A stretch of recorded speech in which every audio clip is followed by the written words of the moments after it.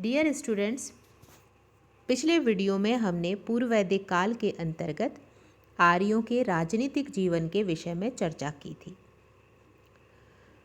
उनके राजनीतिक जीवन के अंतर्गत हमने उनकी राजनीतिक इकाइयों जन, पंचजन एवं 10 राज्य युद्ध के विषय में बात की थी।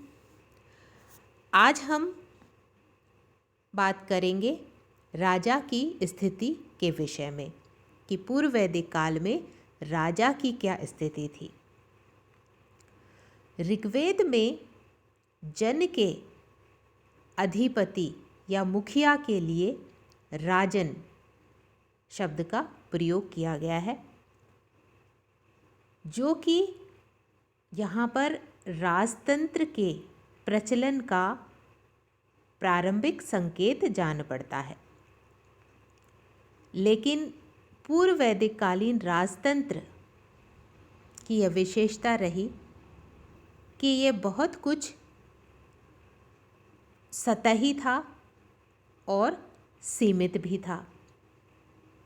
ये अपनी उदयमान अवस्था में था, जिसका आधार बहुत कुछ जनतंत्रात्मक रहा। संभवतः इस समय जो ऋग्वेद कालीन विभिन्न जनों के मध्य जो पारस्परिक युद्धों की स्थिति थी,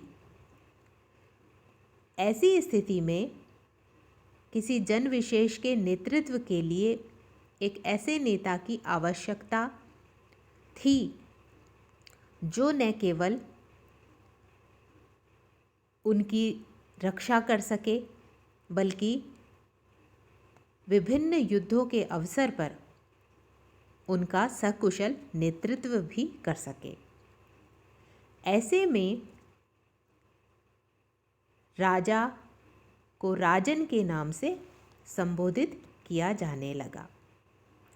ऋग्वेद में राजा को जन का रक्षक गोपाजनस्य कहा गया है। ऋग्वेद कालीन राजतंत्रात्मक व्यवस्था में राजा की जो स्थिति थी, उसमें कुछ बातें महत्वपूर्ण रूप से उभर कर हमारे सामने आती है। इसमें प्रारंभ में जन की प्रजा अर्थात जनता द्वारा राजा का निर्वाचन किया जाता था।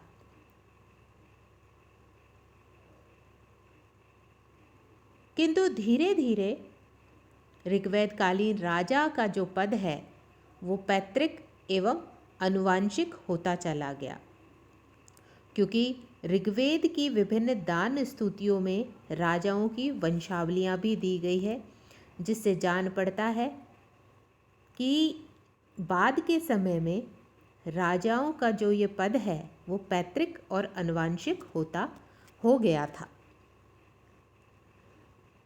एक दूसरी चीज़ जो हमारे सामने आती है वो ये कि राजा निर्वाचित हो या वंशानुगत, उसे दैवी अधिकार नहीं दिया गया था। इसके कारण ऋग्वेद कालीन राजा के स्वेच्छाचारी तथा निरंकुश होने की संभावनाओं को प्रजा के अधिकारों से बहुत कुछ सीमित कर दिया गया। ऋग्वेद कालीन राजत्व का आधार बहुत कुछ जनतंत्रात्मक था। इसके 2 प्रमुख कारण थे। पहला,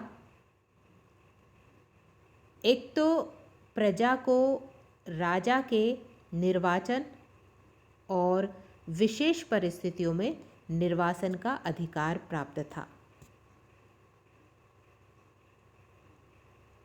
राजा की शक्ति का स्रोत जन्मजात या ईश्वर प्रदत्त न होकर विश्व या प्रजा की प्रसन्नता में निहित था। यदि राजा अपनी जनता से की गई प्रतिज्ञाओं को पूरा नहीं कर पाता था तो राजा से राष्ट्र का अधिकार छीना जा सकता था।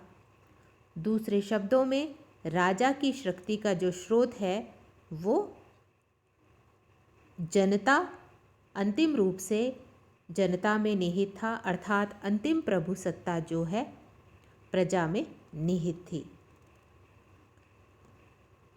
राजपद के पैतृक होने की स्थिति में भी यह आवश्यक था कि विश अर्थात प्रजा राजा का वरण करे। जो दूसरा कारण ऋग्वेदकालीन राजा के जनतंत्रात्मक होने का था वो है सभा एवं समिति नामक दो प्रजातांत्रिक संस्थाओं का राजा पर नियंत्रण।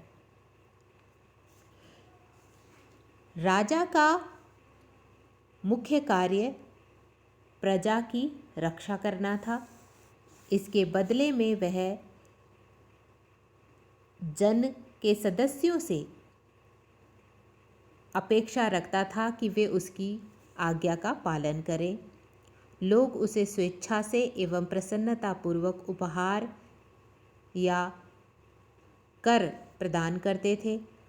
राज्य की ओर से नियमित करों की वसूली संभवतः अभी प्रारंभ नहीं हुई थी। ऋग्वैदिक युग में राजा भूमि का स्वामी नहीं माना जाता था। राजा मुख्यतः युद्ध का नेतृत्व करता होता था और इसके बदले में प्रजा उसे हवी अर्थात भेंट या बलि अथवा चढ़ावा देकर संतुष्ट करने का प्रयास करती थी। ऋग्वेद में उल्लेख आता है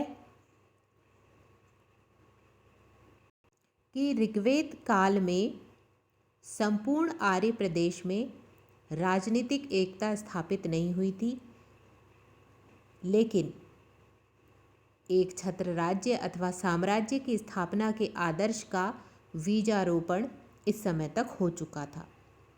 जैसा कि ऋग्वेद में विश्वस्य भुवनस्य राजा एवं सम्राट शब्दों के उल्लेख से भी हमें ये जानकारी प्राप्त होती है।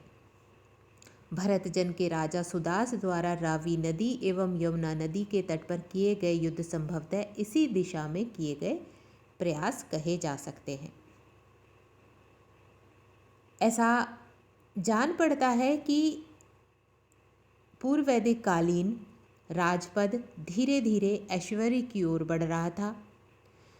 ऋग्वेद में आए एक प्रसंग के अंतर्गत राजा के निवास स्थान को सहस्त्र द्वारों वाला घर कहा गया है। एक अन्य प्रसंग में यह कहा गया है कि राजा की ओर देखना बहुत कठिन है क्योंकि वे स्वर्ण से चमकते हैं। यहाँ राजा के बहुमूल्य वस्त्र आभूषणों की ओर संकेत है।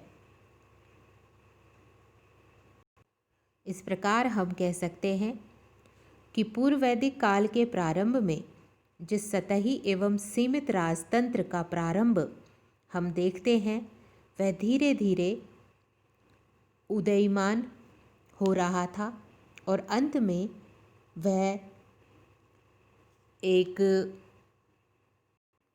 पैतृक आनुवंशिक एवं निरंकुश सत्ता की ओर बढ़ रहा था।